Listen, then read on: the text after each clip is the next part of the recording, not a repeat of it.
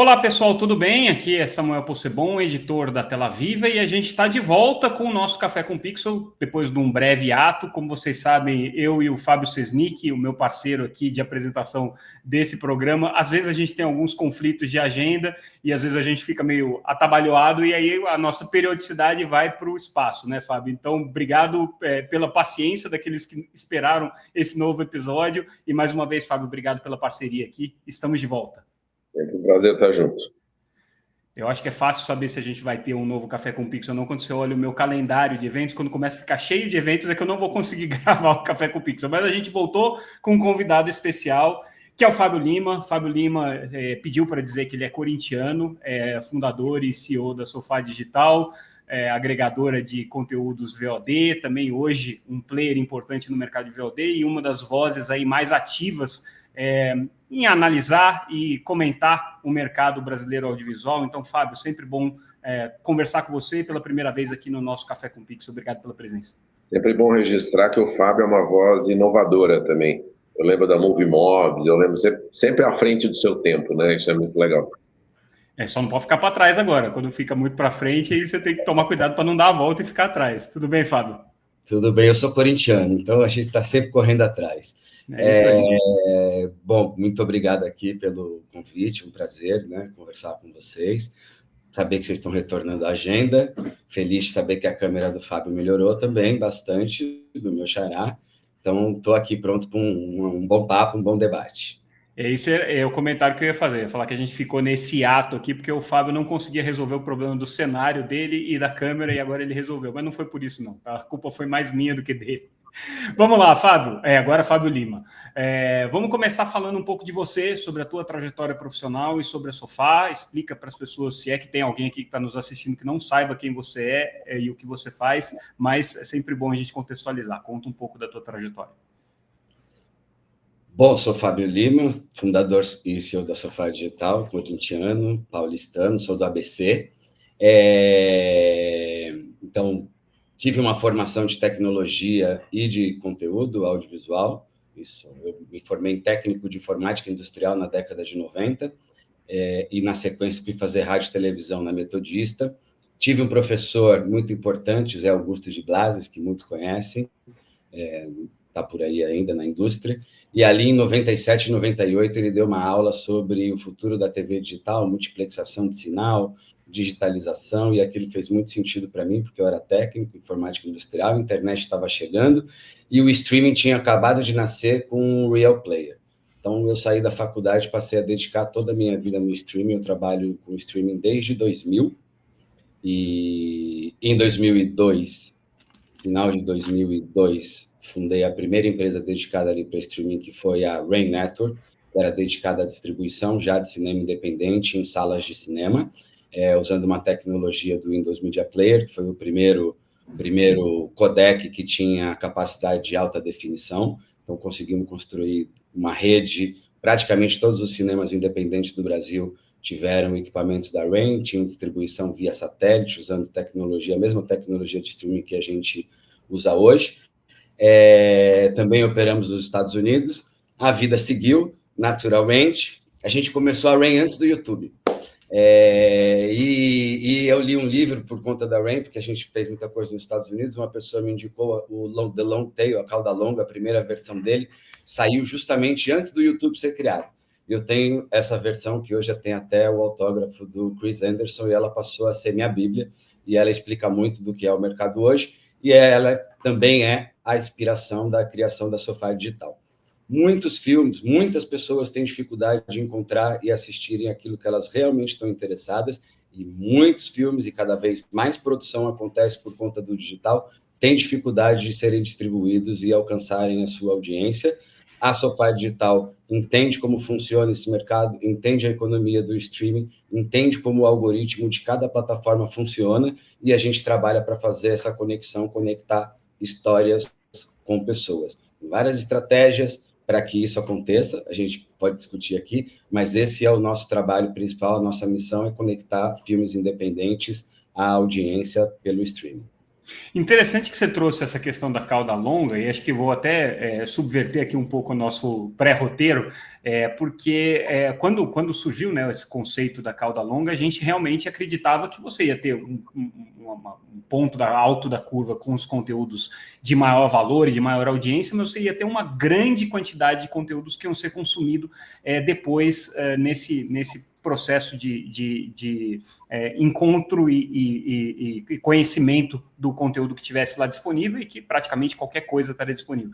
Só que isso, você mencionou, né? O livro ele veio no começo da era do streaming e desde então a gente viu um processo de industrialização do streaming, né, com o predomínio aí dos grandes estúdios, das grandes plataformas e, inclusive, cada um dos estúdios com a sua própria plataforma de streaming, né? Ao contrário do que acontecia ali no começo, que o Netflix praticamente tinha conteúdo de todo mundo.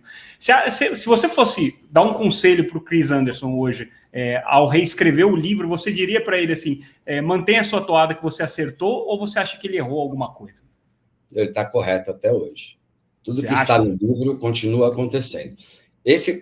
O que você está especificamente colocando são os serviços de SVOD, né, os serviços de assinatura, que tem um catálogo premium. Certo? Mas a cauda longa ela está lá, porque esses não são os únicos conteúdos que as pessoas consomem.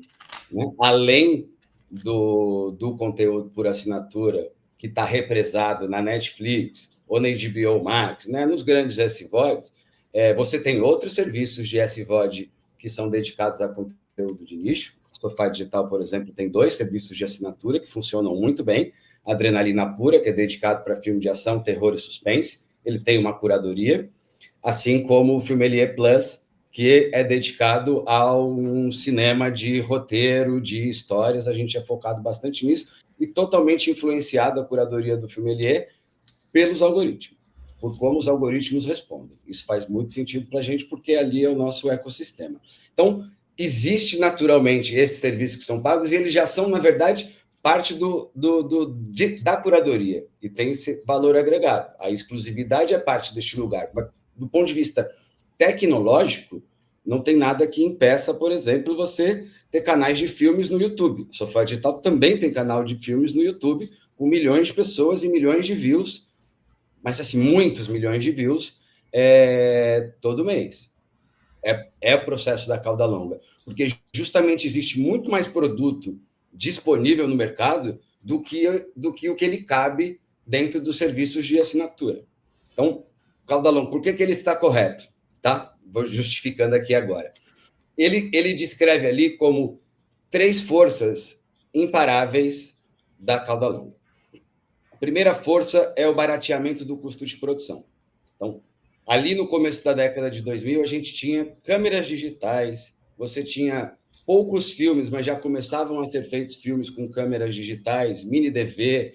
O Lars von Trier fez filmes com mini DV no final da década de 90. Isso começou a crescer.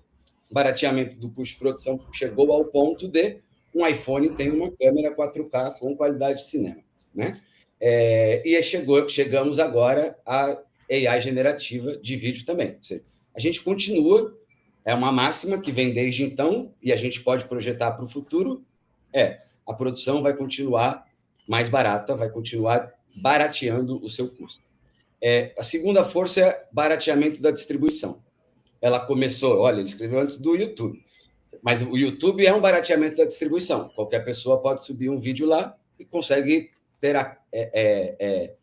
acesso, em tese, ou disponibilizar seu conteúdo para qualquer um no mundo inteiro ou no país, como quiser. A distribuição com as outras plataformas vem evoluindo, né? Naturalmente vai se barateando esse custo, inclusive para empresas que tenham capacidade de ter um serviço de nicho.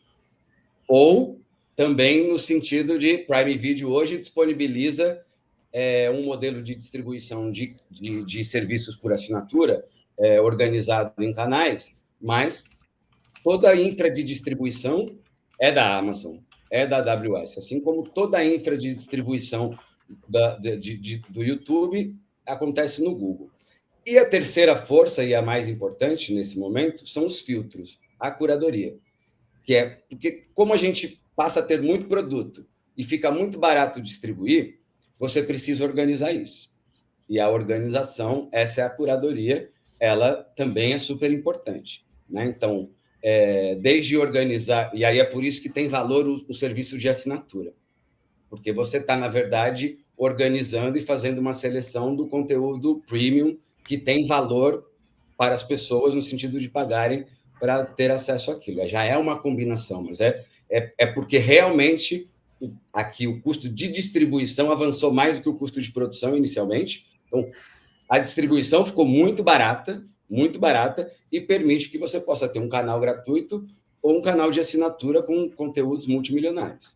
É interessante que nessa análise que você faz fica claro que, na verdade, assim, o que você teve de diferente em relação ao que existia no mundo quando ele escreveu o livro é que você tem modelos de negócios diferentes para os diferentes pontos da curva da cauda longa. Então, dependendo do qual é o tipo de conteúdo e qual é o nicho para qual ele se destina e a audiência que ele dá, você vai estar no modelo de negócio. Aí que entra Fast, aí que entra distribuição pelo YouTube gratuita, onde entra as grandes plataformas de streaming, cada uma delas tentando pegar um ponto dessa cauda longa, né? Acho que seria talvez esse o reparo aí possível ser feito. Na verdade, lá no livro tem eu já li o livro várias vezes. No livro, ele traz também a curva de consumo, né? Tem um capítulo só dedicado a isso, justamente, que ajuda a explicar. O caso do filme é mais específico, né? Quando você vai lançar um produto novo, qualquer que seja o produto, ele pode ser de um iPhone a um filme no cinema. A curva de demanda dele, por conta da promoção, do ineditismo, né? Ela começa em cima. Então, quanto mais em cima ela começar, melhor para toda a curva de distribuição do produto e a demanda ao longo do tempo. Então, um filme ele sempre vai dar bilheteria, tem pontos fora da curva, alguns saem dessa situação, mas o natural é ele, na primeira semana, ter o pico de bilheteria e depois ele vai caindo. Depois ele sai do cinema e ele entra no TVOD. Aí ele tem um pico de consumo na primeira semana. A curva ela é idêntica para todos. Aí ele vai diminuindo. Aí ele entra no SVOD. Na primeira semana que ele entra na HBO, ou no Paramount, ou na Netflix, é a semana que ele é mais consumido. Depois a curva vai caindo de novo. Ele vai perdendo valor naquela janela, até que ele entra na janela de publicidade, que aí ele vai ter muito mais acesso, porém a receita por audiência ela é muito menor. Mas é porque você já esgotou a possibilidade de ir cobrando isso e diminuindo. Então, ele vai chegar vai para o YouTube ou vai para o Fast, que é a possibilidade dele continuar sendo programado, desse conteúdo continuar sendo monetizado, mas para isso ele tem que ter milhões de views. É aqui onde é a parte da cauda mais longa, entendeu? Você tem muito conteúdo disponível sendo monetizado centavos por hora. Mas tem muito, muito. Também tem aí você deu o gancho para a próxima pergunta que o Fábio vai fazer para você. Fábio. Não, justamente, acho que você deu bem a descrição da cauda, né? E assim, você lançou recentemente alguns canais Fast, né? Então, queria um pouco isolar aqui a análise do Fast na tua estratégia. É muito interessante. Vamos lá. O Fast, ele no sentido de monetização, a última janela, né? Junto com o YouTube, porque é o que paga menos, ela é uma janela de graça, gratuita, para o consumidor final, com publicidade. Então, a monetização vem de publicidade. Também não adianta simplesmente publicar o filme, porque você está falando justamente de um lugar onde a massa de filmes é muito maior do que dentro do Netflix, ou dentro do Prime Video, ou dentro da HBO. Então, ele também precisa estar organizado, precisa de curadoria, e o Fast não é muito sobre isso. Ele é grade de programação. Ele é um hábito que as pessoas têm e que continua funcionando ou fazendo sentido do ponto de vista de organização editorial, curatorial, que é você ter uma grade de programação linear, né? Ainda que você tenha todo esse conteúdo do Fast disponível em AVOD, ele melhora a experiência, porque você tem uma grade e a grade ela foi escolhida.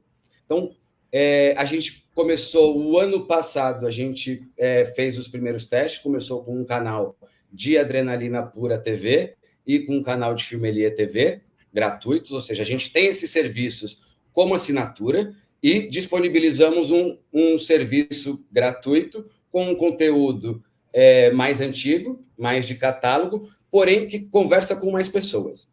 Então, é uma possibilidade que a gente tem de organizar esse conteúdo e dar mais uma sobrevida e capacidade de monetização para ele, ao mesmo tempo que a gente agrega a audiência, a curadoria, agrega essa comunidade. O produto mais escasso desse momento, ou que se tornou mais caro da cadeia inteira do audiovisual, é o tempo do consumidor.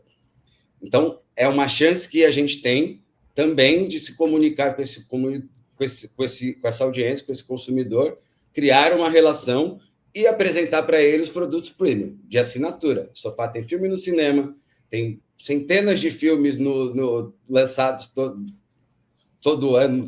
A gente lança 500 ou 600 filmes independentes por ano no TVOD, que são o acumulado dos distribuidores independentes, todos parceiros que a gente tem na América Latina. É um volume gigantesco. Eles têm precificação, eles seguem a curva.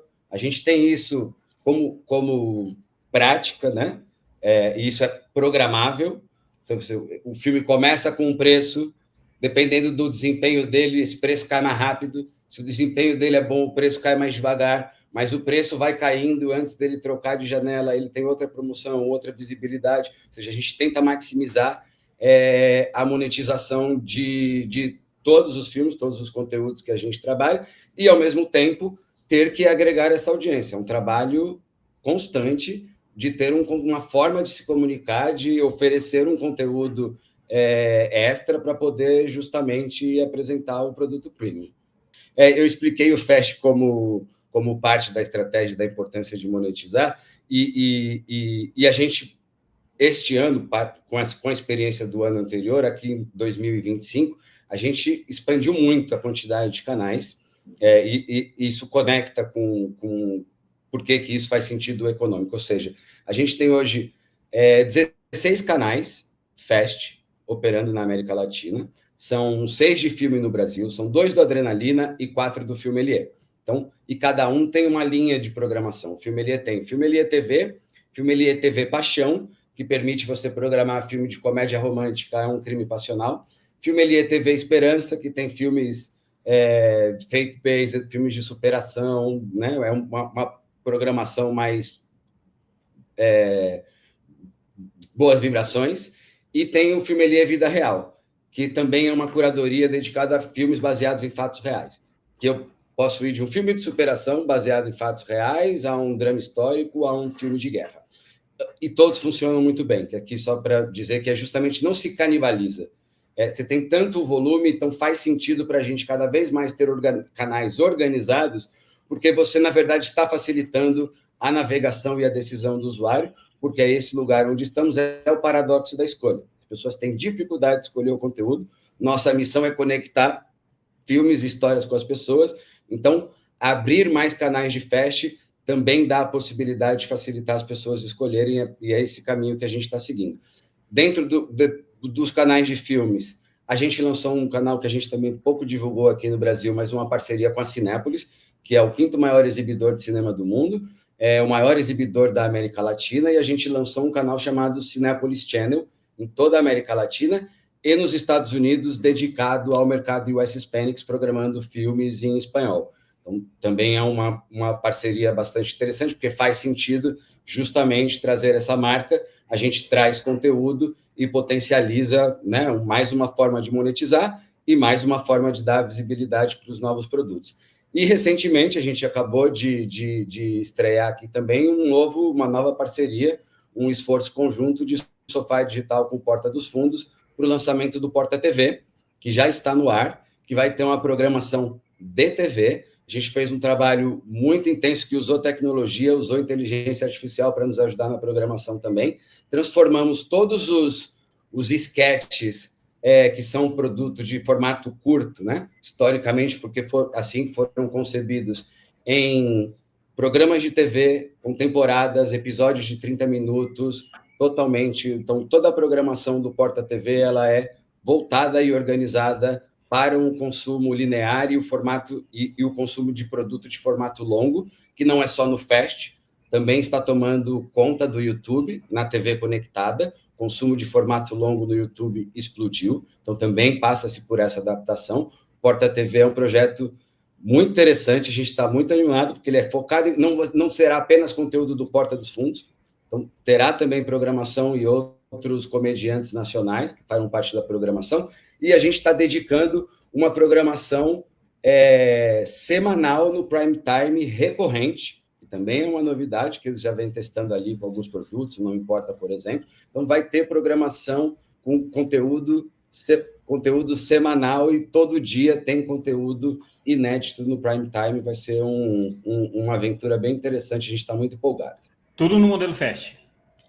Tudo no modelo Fast e tudo em adaptação para o YouTube Connected TV, que vem aí, nova UX, nova experiência, vai mudar completamente o mercado de streaming de novo, porque a UX do YouTube no Connected TV, que já tem 80 milhões de brasileiros acessando, vai mudar. E vai se parecer com a Netflix. Isso vai mudar muito. E você está dizendo isso por conta da estratégia anunciada do YouTube, não que você esteja envolvido nesse projeto.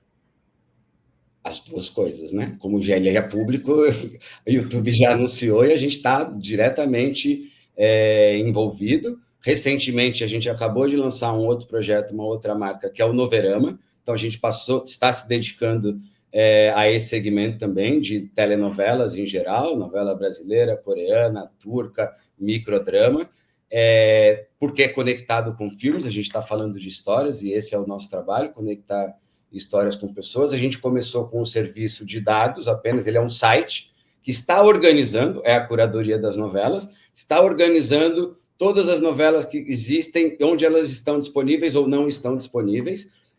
Isso é importante para a gente construir uma marca e um brand, e isso nos orienta na aquisição de ter um canal. O ano que vem a gente vai lançar um canal de novela dedicado à programação de conteúdo de novela no Fast e no YouTube. Aí eu volto para a questão que foi a origem da Sofá, que é a questão do transacional. Morreu o mercado transacional? Se todo mundo está indo para o Fast, primeiro, assim, tem fôlego no Fast para bancar tudo esse conteúdo. Depois, existe possibilidade de vida fora do YouTube. E terceiro, morreu o transacional?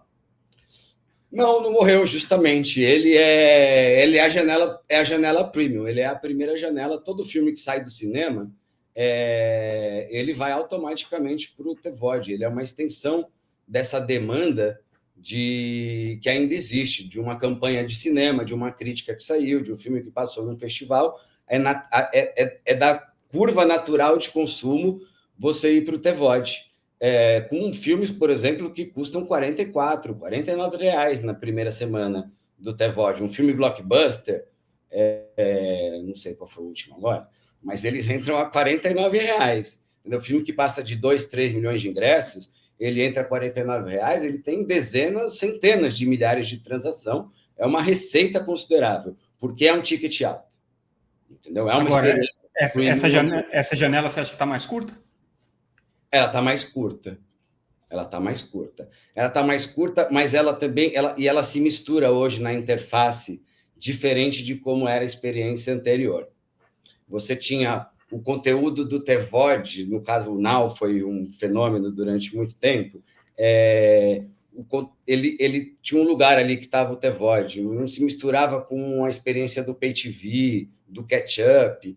Hoje é o mesmo asset, entendeu? Então, um filme, ele entra no TVOD, sei lá, um filme da Warner, tá? Ele entra no TVOD a 49, ele faz uma janela curta, ele diminui um pouco o preço, aí ele entra na HBO Max, tá? Ele fica, na verdade, com as duas ofertas, o mesmo asset. Você, foi lá, bateu no Batman. Ele tem a oferta de TVOD, ele tem a oferta de assinatura. Então, as pessoas decidem sobre isso. Eu não vou assinar, eu vou só alugar. Esse fenômeno também acontece, tá? Assim, muito. O Prime Video, que é quem conseguiu organizar isso dessa maneira, então, só para responder sobre o TVOD. O Prime Video hoje no TVOD é maior do que a Claro já foi no TVOD um dia. Só para dar um olhar assim, sobre como o TVOD ainda é relevante. O que é diferente? Você lançava filmes direct to video, né? Direct to streaming, no TVOD e eles faziam dinheiro. Filmes que não tinham passado no cinema. Esse não consegue mais fazer dinheiro. Esse não consegue mais. Mas filmes mais qualificados e filmes que passaram no cinema, a forma de visualização dele é tão misturada que ele tem valor para todas as plataformas, inclusive, porque tem filme que entra na Netflix, mas ele está no TVOD. Então, é um filme premium, o Prime Video quer dar visibilidade no filme.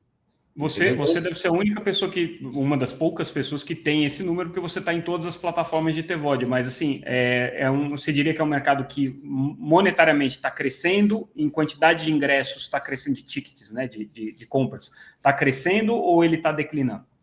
Ele não aumenta o número de transação, mas ele aumenta o número de dinheiro. E o Prime Video continua crescendo. Na América Latina. Hoje a principal plataforma de TVOD no Brasil é o Prime. O Now não tem mais o peso que tinha. Quer dizer, o Now nem existe mais como Now, né? Mas não tem mais o peso que tinha. O Prime Video hoje é maior que a Claro já foi. Concentrado. Mais concentrado do que a Claro era. A Claro, filmes menores conseguiam funcionar justamente porque ele estava organizado de outra maneira, o editorial. Como hoje é o único asset, a navegação ela é fluida, o mercado de TVOD ele é mais concentrado nos produtos premium, tem um valor maior, mas ele dá dinheiro ainda. Agora, o outro ponto da pergunta, né? Publicidade vai bancar o audiovisual inteiro? Bom, vou voltar no Chris Anderson, né? O Chris Anderson escreveu um outro livro chamado Free, que logo na sequência da Cauda Longa, falando justamente sobre os modelos de negócio freemium, e ele exercitava várias possibilidades e modelos, né? Ele vem acertando também. Um deles é que um dia o cinema seria de graça. O Brasil já é uma coisa distorcida, porque como existe a lei da meia entrada, se você não tiver alguma empresa hoje subsidiando 50% do seu ingresso, uma bandeira de cartão de crédito, um banco, uma seguradora, alguma coisa, o ingresso de cinema ele ficou inviável, principalmente para uma família, entendeu? Essa é a realidade. Então, hoje, para você ir ao cinema, já tem subsídio de marca. 70% dos ingressos no Brasil são de meia entrada. Então, o Free vai influenciar. Nas últimas semanas, todas as empresas... Antes, só a Globo fazia o Upfront, né? Fazia lá uma festa, mostrava... O mês de outubro de 2025, teve Upfront da Globo, do YouTube, da Disney, do Netflix. Todo mundo com publicidade no seu modelo de negócio. Ou seja, os Upfront são eventos, desculpa aqui para fazer uma claquete, são os eventos onde você mostra o seu line-up para o mercado publicitário, seu line-up de produtos do ano seguinte. Ou seja, todo mundo veio morder um pedaço desse dinheiro da publicidade, e a Sofá também. Agora, volto para a pergunta. No Brasil, tem espaço para a publicidade bancar toda a produção que está indo para esses canais fast, toda a produção que não consegue encontrar uma distribuição premium, vamos dizer assim? Boa pergunta. Não para todo mundo, porque, de novo, existe uma concentração ou uma tentativa de associação de marca naquilo que tem mais escalabilidade e que tem, né, mais ressonância ali com o consumidor. Então, tem duas coisas, né? O primeiro olhar do Fast nesse momento programática não dá dinheiro. Essa é a realidade. Tá? Viver só de canal Fast, bem difícil, não paga conta. Qual que é, então, a estratégia do canal Fast? É ocupar o mesmo espaço dos canais lineares do Pay TV, é o que está acontecendo, certo? Assim, graças à não regulamentação da forma como foi conduzido, o SEAC está acabando. A Disney já tirou os canais do linear, a Paramount já tirou os canais do linear. Quem será o próximo, né? Mas vai continuar a desconstrução do SEAC porque ele se tornou inviável. Esse mercado, alguns dos canais com conteúdo premium, eles podem até migrar para produtos de distribuição OTT e tal, etc. Mas o fato é que continua existindo muito conteúdo e o que o Fast vai fazer é replicar o modelo do Pay TV, da mesma forma com publicidade, e começar a trazer conteúdo premium e original, que é o que vai acontecer, fresco, para o Fast. Segunda questão.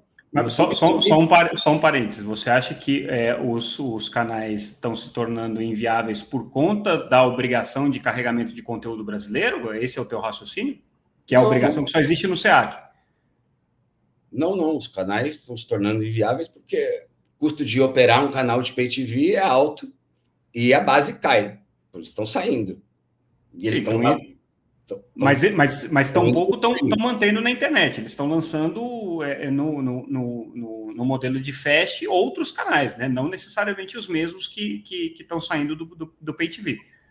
Não, mas tem os que têm a mesma programação. A programação da CNN no Pay TV é a mesma do Fast. Entendeu? Tô só... Não vou nem me preocupar com o Pay TV agora. Estou falando dessa programação linear, tá?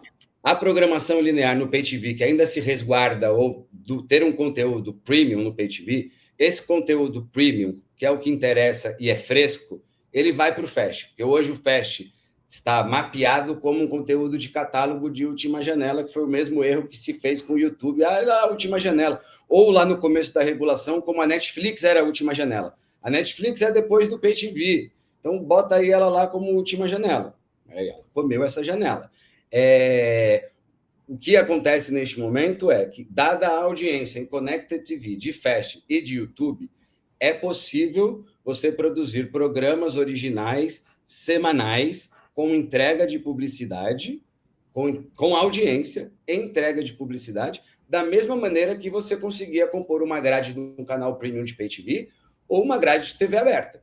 E é exatamente isso que a gente quer fazer com o Porta dos Fundos. É exatamente o Porta TV está focado nisso. A gente vai ter conteúdo premium no Prime Time, no Fast e no YouTube Connected TV, e ele vai ser bancado com publicidade. Tem dinheiro de publicidade para todo mundo? Não sei. Depende da audiência, depende com que audiência você está falando, se isso tem conexão com o produto do anunciante, mas isso é do mercado. A diferença agora é que todo mundo tem a chance de conseguir se organizar, ter um produto, ser criativo e, eventualmente, atrair uma marca que tope bancar isso.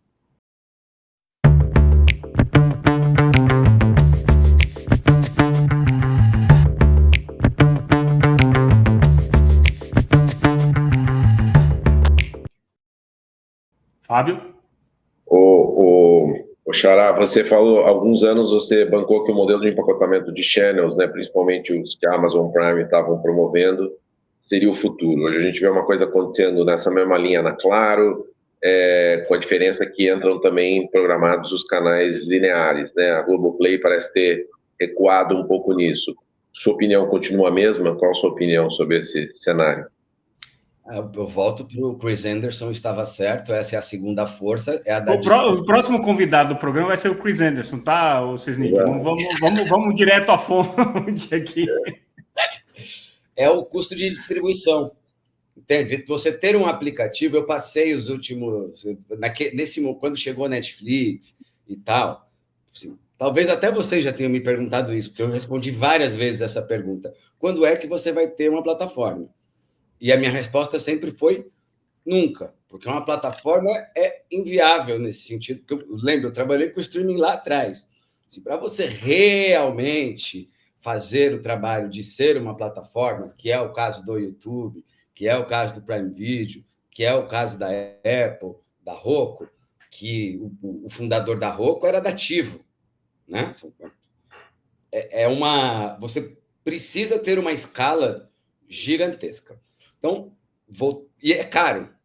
Então, quando você fala, vou ter um aplicativo apenas, e veja que hoje as duas únicas empresas grandes que ainda se baseiam nos seus aplicativos apenas são Netflix e Disney Plus, dos provedores de conteúdo, tá? Todos os outros são distribuídos já pelo Prime Video. É só uma questão de tempo deles também serem, Netflix e Disney serem distribuídos pelo Prime Video também. Por quê? Porque a infra de você ter um aplicativo próprio te obriga a ter infraestrutura de cobrança em todos os países, ainda mais no internacional. Infraestrutura de cobrança, infraestrutura de distribuição, você precisa ter a CDN, Content Delivery Network, você precisa ter servidor, uma infraestrutura, porque senão o usuário tem uma experiência ruim do streaming. Essa infra, ela é do... a Netflix e a Disney, eles têm, né? Mas daí para baixo é muito caro, que é o caso do Globoplay, justamente. O Globoplay, além de tudo, embora ela tenha uma marca super reconhecida, ela tem uma escala de Brasil. Então, é uma dificuldade técnica. E, fora isso, você tem a necessidade de adaptação do seu aplicativo para todos os devices. Porque o device é a interface onde as pessoas vão se conectar. Então, você tem um aplicativo, vou pegar o da Globoplay, que é o mesmo caso da Netflix e da Globoplay. Ele tem que estar sempre atualizado para Samsung modelos antes de 2014, Samsung modelos de 2014 a 2018, Samsung modelos de 2009, a mesma coisa para LG, a mesma coisa para o Apple TV, a mesma coisa para a Roku, a mesma coisa para o Fire TV. São centenas de devices diferentes, com firmwares diferentes, que precisam de atualização o tempo inteiro. Então, se você troca a UX do seu app principal, você tem que atualizar todos os aplicativos. Fora que cada vez que atualiza o sistema operacional de cada um desses devices, você pode ficar desatualizado. O que é o Prime Video? O que é a Roku? É, na verdade, toda essa infra é disponível para vários canais. Então, para a Sofá Digital, sempre fez muito mais sentido esperar o modelo de channels do que criar um serviço próprio. Por quê? Porque aí até porque a gente, desde o começo, começou justamente na relação com as plataformas, trabalhando, né? O primeiro grande plataforma que a Sofá trabalhou foi com a Apple, e desde 2016 a gente é um Preferred Coding House da Apple, e a gente mantém lá, é sempre um dos 5 mais bem avaliados Preferred Coding Houses da Apple desde então. A gente entende como essas estruturas funcionam, desde ali a gente entendeu. Fora converter o aplicativo, o custo de publicidade para converter uma pessoa no aplicativo é maior do que dentro de um ecossistema. Então, dentro do Prime Video, ele consegue ter o conteúdo do Prime Video, ele consegue ter conteúdo de TVOD e ele consegue ter os serviços de assinatura dentro da mesma infraestrutura.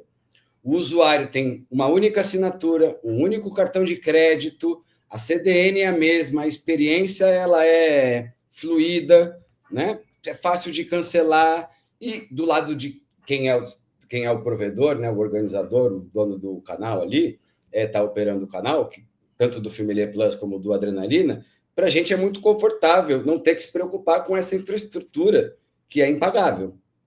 Nesse sentido. Então, você deixa uma parte do dinheiro com eles, mas eles cuidam do pagamento, eles cuidam da distribuição, todo o conteúdo está organizado, ter conteúdo de outros ajuda justamente a agregar mais audiência. Esse é o modelo de negócio deles, eles são agregadores, eles têm o modelo do flywheel, quanto mais serviço eu trago, mais cliente eu trago, quanto mais cliente eu trago, mais serviço eu trago, né? Mais produto. Faz muito sentido, é para onde vamos, é questão de tempo para a Netflix e para o Disney Plus também serem distribuídos pelo Prime Video. Não é um problema você ter um super gatekeeper que vai cuidar da proeminência do seu conteúdo, a encontrabilidade do seu conteúdo.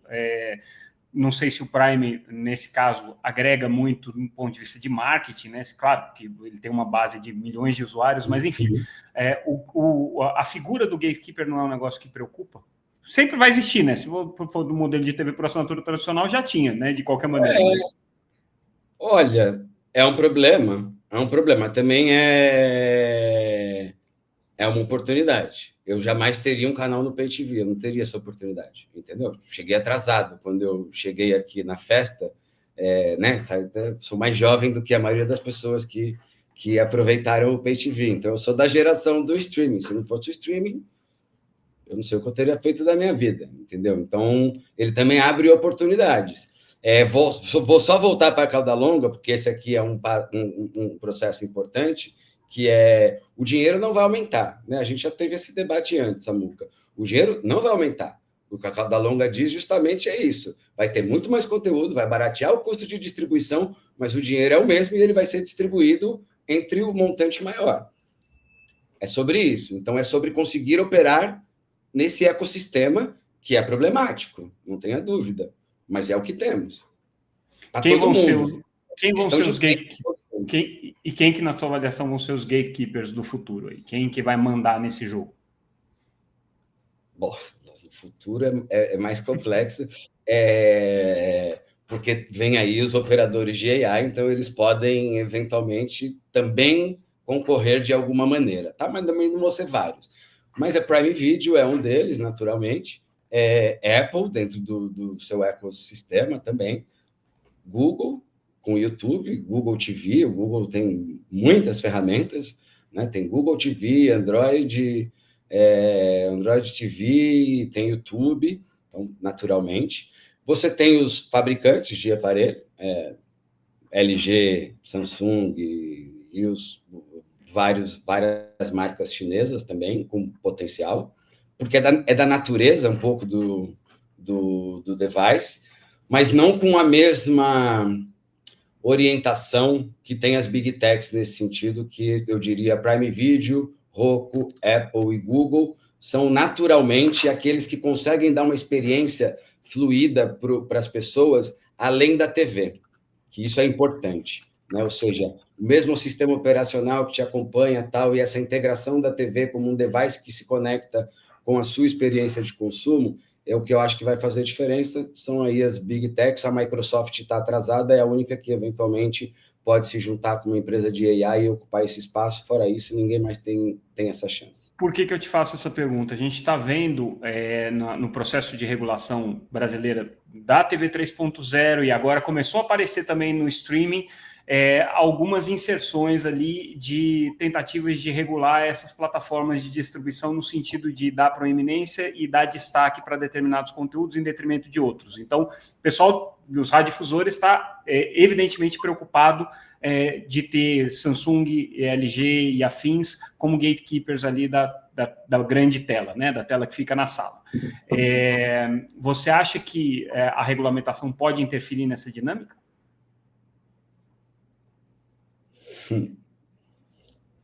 Pode. Negativamente para os dois lados. Aqui é quebrar o ovo. Eu sei que eu nesse processo de regulação que eu acompanho de perto já há 10 anos, aprendi muita coisa, né? Ouvi muita coisa. E uma delas, né, no meu debate ou na minha insistência eterna de tentar facilitar para poder a gente avançar mais rápido, eu ouvi várias coisas e uma delas foi que, escuta, a oportunidade também a regulação também é uma oportunidade da gente atacar os concorrentes. Então, ela está colocada, entendeu? E não é nem que as pessoas disfarçam, elas não disfarçam mais, elas faz parte do processo da regulação agora, tentar botar dificuldade no concorrente. Então pode interferir, mas aí eu acho que é só uma questão de quebrar o ovo, porque o consumidor não volta atrás, entendeu? Você não vai conseguir fazer com que o consumidor rejeite uma experiência melhor. Isso é imparável. Então, você pode dificultar, sim, pode sangrar um pouco financeiramente, economicamente, um segmento ou outro, mas o consumidor vem... Olha só, o consumidor do Fast já está lá. Ele já está lá, entendeu? E não é porque não tem proeminência da TV aberta. É porque o que tem na TV aberta não é suficiente. As pessoas querem assistir outra coisa. É simples assim. Fábio. Ô, Fábio, você que é um cara que fala bem de tendência, como é que você vê nesse cenário de cauda longa, dos canais e tudo mais, a chegada do AI? Onde que ela está sendo atualmente usada? Quer dizer, eu vi a Prime lançando, né, aqueles serviços de resumo, de trailers exclusivos. Tem o caso da Peacock, que fez resumo individual para cada consumidor da Olimpíada, né? Você pegava o dia anterior, eles postavam um vídeo customizado, mas assim, como é que ela vai interferir nessa cauda longa e nesse ecossistema? Como é que você vê AI nesse jogo?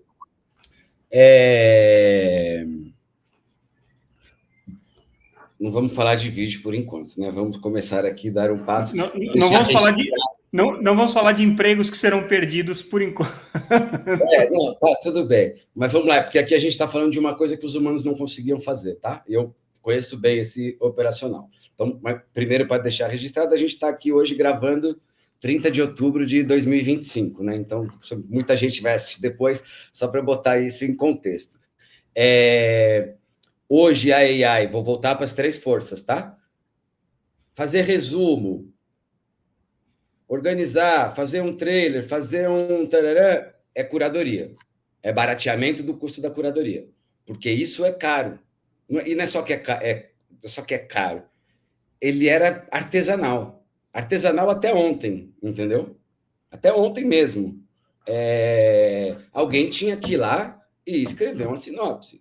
A sinopse pode vir pronta.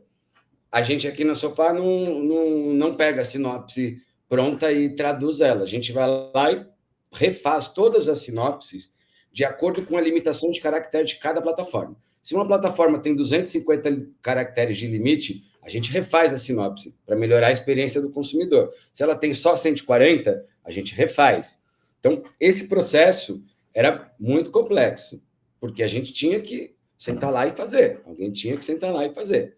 E isso, logo que apareceu o ChatGPT, em 3 meses, a gente já conseguiu criar um agent, por exemplo, que conseguia fazer o que era mais difícil de todos, que era um storyline, que para a gente era muito importante ter no Filmelier, no site. Então, que era a gente conseguir contar a história do filme em 90 caracteres. Então, hoje, todas as páginas do Filmelier, todos os filmes têm uma tagline com 90 caracteres, todas são escritas por AI desde 2023, só para dizer. Então, ela está ajudando nesse sentido, dentro das plataformas, ela também tem esse objetivo, criar os resumos, entre outras coisas, também tem esse objetivo. A gente tem uma ferramenta nova aqui dentro, que a gente chama de Midas, que de AI, ela leu todo o conteúdo, todo o catálogo que a gente tem e mapeou absolutamente tudo. Objetos, emoções, tarará, tarará, tarará. Por quê? Porque quando a gente tinha que fazer um vídeo promocional de um filme, alguém tinha que parar, assistir o filme. Para poder ser mais eficiente, tem que assistir o filme acelerado. Aí escolhe o trecho, tal, uma série de coisas. E hoje tudo isso está mapeado. A gente vai lá e fala, eu quero uma cena de beijo, eu quero uma cena de tarará. Pum. Isso a gente tem hoje com muita facilidade para poder criar vídeos promocionais, editar, ou seja, tudo aqui está relacionado a melhorar a experiência e aumentar o volume de conteúdo disponível que não tinha capacidade de ser produzido, mas no final das contas ele está sendo produzido para ajudar as pessoas. Isso nas plataformas. Agora, que impacto que você vê no processo de vamos dizer, encontrabilidade dos conteúdos, considerando que você tem hoje uma quantidade de conteúdo muito maior do que as pessoas têm condições de acompanhar e as plataformas estão muito mais pulverizadas. O que vai mudar com o IA nesse cenário? E daí eu peço para você, inclusive, analisar como é que fica o teu negócio, né? Da Filmelier como uma plataforma de curadoria e agora do Noverama, que é uma plataforma também de curadoria, né? De encontrar conteúdos mais focado em doramas, né? Uhum. Boa pergunta. Como é que isto muda? Assim, parte do que o AI faz nesse momento é o enriquecimento de metadados, que também era uma coisa muito difícil. Eu vou falar de uma coisa que a gente já mudou há muitos anos aqui, conceitualmente, porque essa era uma limitação, que é a estrutura de dados histórica do audiovisual, por exemplo, para cadastro de conteúdo, elas são gêneros, entendeu? E gênero diz muito pouco dentro de uma massa, num volume de filmes. Então, para isso, você tem que fazer enriquecimento de metadados, ou seja, tudo isso essa ferramenta que eu disse agora do Midas de mapear, toda ela eu consigo transformar em metadados que as pessoas conseguem encontrar mais facilmente, não só as pessoas encontrarem, mas é o algoritmo encontrar qual é o filme que faz sentido para o Samuca depois que ele acabar de assistir o Batman. Esse é o NBO, Next Buy Offer. Ou seja, é uma combinação do algoritmo, neurociência, que está ali no comportamento, e enriquecimento de metadados.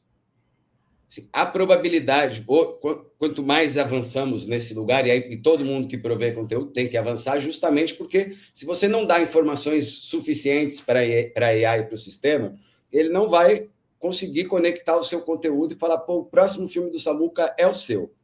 Para isso, você tem que enriquecer, tem que fazer esse trabalho, uma série de coisas, porque do lado de lá o algoritmo está operando e ele está varrendo todo o catálogo para encontrar a melhor oferta para você. Ele não está fazendo distinção. É por isso que a conversa de cota, proeminência de plataforma, ele é complexo, porque ela não é mais manual. Esse lugar caiu. Ele já caiu. Ele basicamente hoje é metadados, algoritmo e estatística e probabilidade. Entendeu? Então, esse trabalho ele é super importante. Para o conteúdo ser encontrado, você tem um trabalho técnico que precisa usar AI para você poder fazer um enriquecimento e para poder, justamente, cada plataforma tem uma forma de você mandar os dados e as tags, né, por conta de como funciona cada sistema. Então, para cada entrega também isso é customizado e isso é parte fundamental do trabalho hoje. Você acha que você já tem hoje nas plataformas de AI tecnologia suficiente para assistir a um filme, entender os aspectos subjetivos daquele filme e conseguir entregar uma correlação com o gosto do consumidor, ou de quem está assistindo, que vá além só simplesmente de é o mesmo ator que você já assistiu, ou ganhou um prêmio que você normalmente dá importância, ou foi produzido numa época que normalmente você gosta de ver filmes, que perceba, por exemplo, aspectos estéticos, que perceba aspectos de linguagem, que tragam essa correlação de interesse com o consumidor, e para uma coisa mais sensível mesmo, que é o que a crítica ocupava, né, no século passado, e que talvez nesse momento a gente não tenha pela dispersão aí do conteúdo. Sim, eu posso te dar uma resposta longa e teórica, mas eu vou te dar um case mais fácil para demonstrar um pouco como é que isso funciona. Isso é neurociência, tem lá um livro muito importante, Rápido e Devagar, do Daniel Kahneman, que fala de memória de curto prazo. Então, os algoritmos estão de olho nisso. A gente também tem aqui crawlers com AI que ficam fazendo isso, quer entender qual é a tendência dos assuntos da semana, porque eles influenciam o tipo de conteúdo que as pessoas vão assistir. A gente tem, por exemplo, aqui dados que mostram isso impacta na publicidade, que é dia que chove, as pessoas assistem mais filme, por exemplo, entendeu? E dia que chove, assistem mais filmes de drama. Tem umas coisas assim que são correlatas que ajudam ali no dia a dia, mas eu vou aqui no case que é relevante. Em 2023, em outubro de 2023, a gente lançou um filme no TVOD de um parceiro nosso, a CDC, que era o The Fall, A Queda. Era um filme com duas meninas subiam numa antena, tarará, e aí a escada caía e elas tinham que sair de lá. Era um filme de um survival movie. Female survival movie. É por isso que eu quero dizer, porque você fala em gênero, ele era um thriller, tá? Mas ele é um female survival movie. Aí, o filme bombou, mas bombou muito. Ele teve um cinema pequeno, entrou no TVOD e ele bombou. E aí a gente já tinha assistido, já tinha passado um filme para a gente para comprar, que a gente não tinha tido muito interesse. O filme foi em outubro, que passou o sucesso da Queda foi em outubro. Em novembro, a gente foi pro AFM, voltou lá no filme e comprou um filme que era um female survival movie. Era a moça uma atriz que estava no Game of Thrones, ela está num voo, num avião, o avião cai, sobrevive ela e um outro passageiro, eles tentam, durante um tempo se ajudam, tarará, o cara morre no meio do caminho, ela é a única sobrevivente, a gente comprou esse filme na sequência, colocou ele no Prime Video e ele explodiu. Ele não foi nem para o cinema. Por quê? Porque o algoritmo, automaticamente, quando o filme entrou, e a gente fez o posicionamento correto, apresentou este filme para todo mundo que assistiu o The Fall. Entendeu? Ele foi lá e, opa, tem uma novidade para você. Que é um pouco a lógica do e-commerce, entendeu? Pô, se você compra isso, você também pode comprar isso. Então ele vai assim, pô, você toma cerveja. Entendeu? Olha aqui, chegou uma cerveja nova, parecida com aquela que você gosta. E o filme foi um sucesso. Então, isso funciona hoje. É como funciona, na verdade, tá? É assim que funciona o streaming hoje, apesar das pessoas acharem que ainda é uma programação, uma questão editorial. Quem manda hoje é o algoritmo. Fábio, agora a gente vai estrear um quadro novo e o Sesnick vai apresentar esse quadro para você. Não é brincadeira. Não, é porque eu adoro bater papo com o Fábio, às vezes a gente almoça e tal para falar de futuro, né? E também tendência, que eu acho que você pensa muito bem a próxima etapa, e eu acho que um monte de gente está assistindo aqui pode, enfim, poder usar dos seus insights para desenhar seu futuro. Então, tinha 4 curtas coisas, vou falar as 4, até para você ir pensando e depois me dizer. Eu queria que você dissesse um KPI que todo produtor deveria acompanhar e quase ninguém olha, um mito sobre VOD que você gostaria de derrubar, um case recente do qual você se orgulha e por quê, e uma aposta para os próximos 12 meses, formato, janela e canal. Botei no chat aí as 4 só para ficar mais fácil. Mas... pode ir na ordem que você quiser, enfim, se alguma... Vou deixar o produtor por último, depois tá bom. Assunto, né? Um mito sobre o VOD que eu gostaria de derrubar, eu acho esse que atrapalhou muito a indústria, o desenvolvimento da indústria como um todo, é achar que o VOD é um segmento de mercado, né? Ou que o streaming é um segmento de mercado, e a gente usou muito mal as terminologias. Eu acho que um dos problemas da gente ter uma torre de Babel no debate sobre indústria e regulamentação e regulação é justamente a gente não ter uma terminologia. É mais fácil para os americanos, porque todos os termos estão em inglês, então eles são autoexplicáveis. Não é o nosso caso. E a gente não fez o dicionário correto, e acho que as pessoas têm uma visão bastante equivocada, porque a economia do audiovisual ela continua a mesma, a gente só trocou a tecnologia. Então, os filmes têm uma forma de monetização avulsa, cinema, você paga para ver uma vez, o TVOD, você aluga para ver uma vez, assim como você alugava um filme na Blockbuster. Depois você tem um modelo de assinatura, você assinava TV paga, assinava o Telecine para ver filmes, hoje você assina a Netflix ou o próprio Telecine para ver filmes no streaming. E você tinha TV aberta para ver filme de graça, com uma limitação.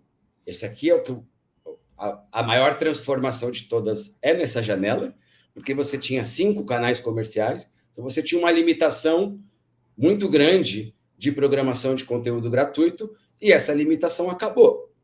Então, você também tem hoje a janela de publicidade para monetizar os filmes. O VOD é só uma tecnologia, uma forma de consumo. Acho que isso é um mito, né? Porque comercialmente tudo continua como era, né? E o VOD é uma possibilidade, na verdade, de melhorar a experiência do consumidor e, consequentemente, de dar mais espaço para conteúdos que não conseguiam ser distribuídos nos canais tradicionais. Essa é a primeira. Um caso recente... do qual você se orgulha?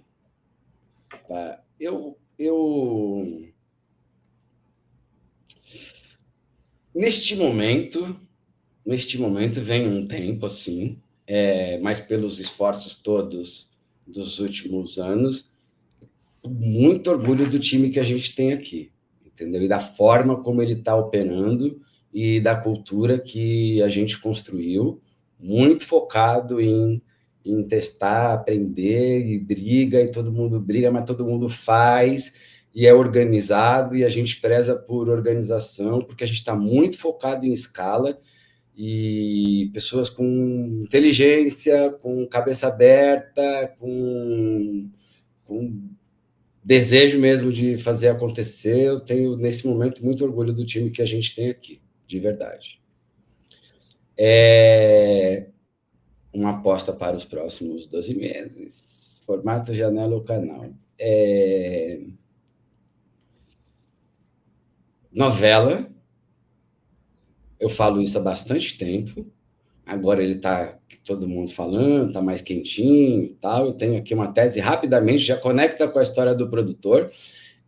Passei anos dizendo que as séries nunca iam funcionar, isso nunca ia dar certo aqui no Brasil, por várias questões, entre elas a questão cultural, a mais importante de todas. Nem a audiência brasileira estava treinada para assistir série americana feita no Brasil, nem os brasileiros estavam treinados para fazer séries americanas em língua portuguesa. Não tem audiência para isso, tem audiência para melodrama, capítulo longo, as pessoas precisam assistir as entrevistas do Boni enquanto ele ainda está vivo, que ele explica exatamente como é que faz para ter audiência no Brasil. Então, novela. As novelas vão ocupar um espaço gigantesco no debate em 2026. Em 2026, tá aí. Tanto no pago como no gratuito, tá?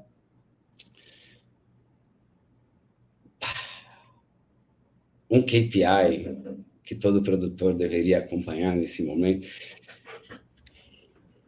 Só uma pergunta difícil, Fábio, sabe por quê? Depende de que produtor a gente está falando, né? Porque eu não sei a quantidade de produtores nesse momento que está em negação ou que não está nem procurando entender o que está acontecendo ou o que está para acontecer.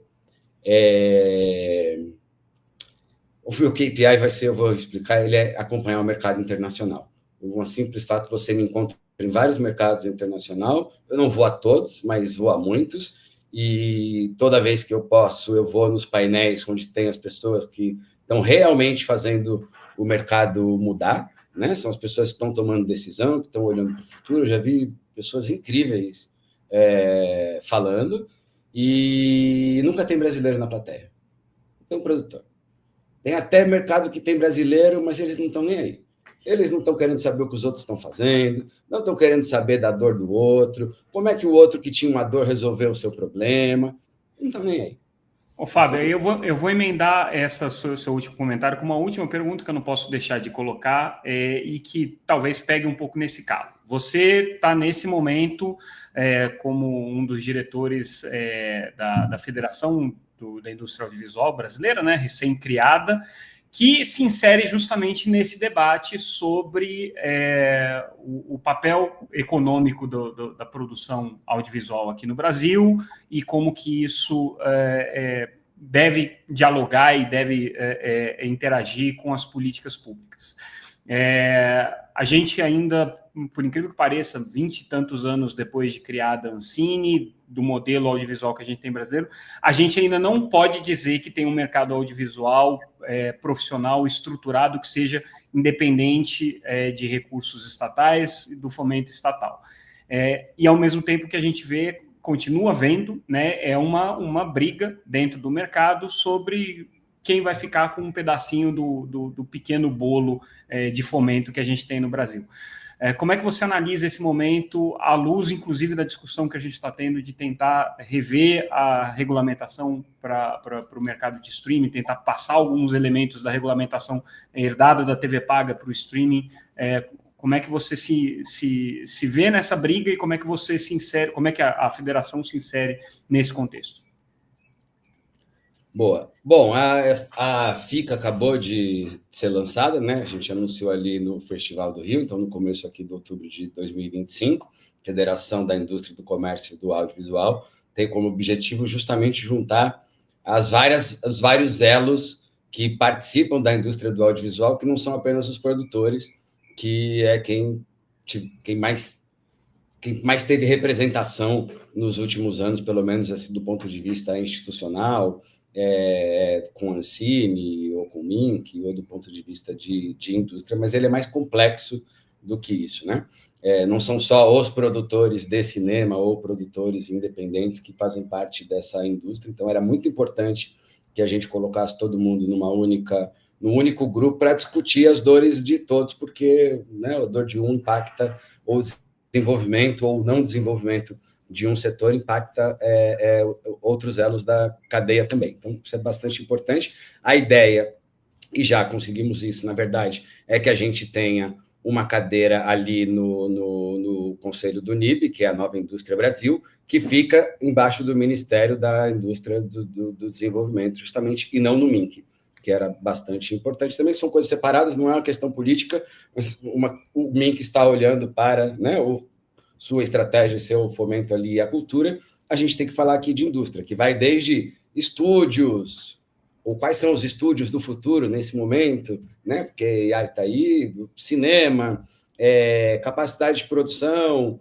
capacidade de distribuição, recursos de financiamento, muito importante também, justamente para a gente sair dessa necessidade ou desse lugar que ficou ali concentrado o dinheiro do audiovisual na Ancine ou no fundo setorial, que também não é bem aplicado, né? São várias questões aqui estratégicas. Eu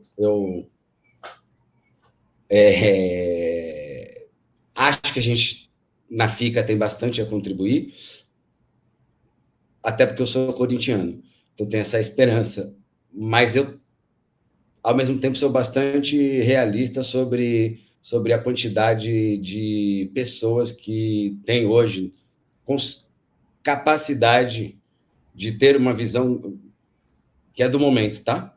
De ter uma visão mais complexa da indústria como um todo, para a gente não ter um debate superficial, meio raso, sobre o futuro da nossa indústria aqui. Ela vai mudar consideravelmente por tudo que está acontecendo, pelo fato de não termos regulado também, não regulamentamos, não avançamos, não vou nem voltar se foi o artigo ou tal, ou se fulano não me ouviu ali atrás, se podia aplicar a lei, porque isso aqui eu também não sei quando é que as pessoas, né, vão assistir, se daqui a pouco a gente tem uma outra lei, mas a gente perdeu muito tempo e muito recurso nos últimos 10 anos por não ter feito o básico, que é estudar e conversar. Essa responsabilidade era da Ancine, e a Ancine não fez porque não quis. E a gente precisa discutir isso para poder avançar como indústria. Não importa a regulação que saia, a gente precisa discutir o processo do agente público e a sua interferência na indústria, porque ela foi maléfica nos últimos 10 anos. Ela atrapalhou. A inação da Ancine, ou a ideologização da forma ou para onde a Ancine e o audiovisual deveria ir, atrapalhou o desenvolvimento do próprio audiovisual brasileiro.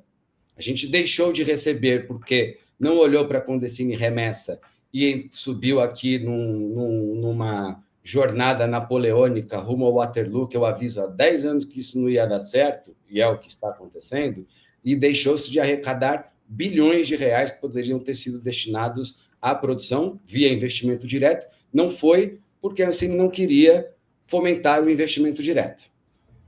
Simples assim. Então, isso tem um impacto no desenvolvimento da indústria, Samuca, entende? Por que a gente não evolui? Não evolui porque os gestores todos que tiveram ali... Eu fiz vou fazer aqui, agora vai ficar gravado, mas eu falei isso no Rio Marketing. A Ancine, com o propósito que ela tinha, né, com o que ela se destinava e o que ela poderia ter sido, ela acabou quando o Gustavo Dal saiu. Porque ela tomou outro rumo.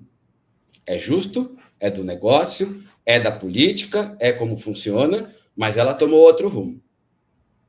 Entendeu? E a gente vai pagar esse preço. porque a gente não conseguiu inserir o audiovisual brasileiro, não conseguiu inserir o produtor, que era a bandeira principal, não conseguiu inserir ele na indústria. Ele não está inserido. Então, ele é dependente do fomento, e aí, independente se é distributivista ou é concentração, não importa. Nem a produtora grande, nem a produtora pequena, ou seja, o produto audiovisual brasileiro, independente, não foi inserido na indústria. Não foi inserido na indústria porque ele teve uma condução equivocada. E a gente tem que olhar para isso e falar, essa condução não funciona. Quem é da indústria? Os beneficiados dessa condução, obviamente, vão reclamar. Tem muita gente que foi beneficiada. Independente se a indústria avançou ou não avançou, circulou-se muito dinheiro na indústria. Muita gente ganhou dinheiro, muita gente ganhou fama, etc.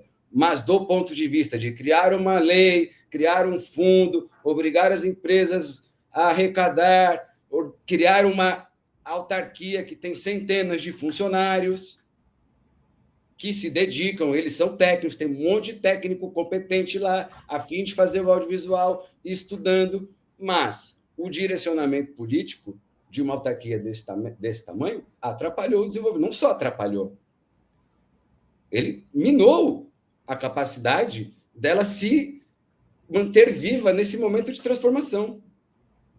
Simples assim. E aí dá-se esse desespero de tem que regular, tem que não sei o quê, mas mesmo o dinheiro da regulação nunca vai ser suficiente, porque esse conteúdo não está inserido.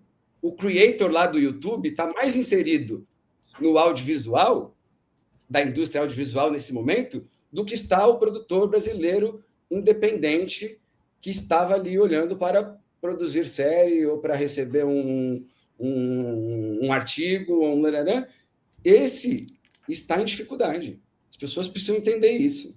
Não só pela questão do recurso, porque ele vai reduzir, ainda que entre a regulação, ele vai reduzir, porque os outros recursos estão acabando, porque o espaço também vai reduzir, porque a concorrência vai aumentar.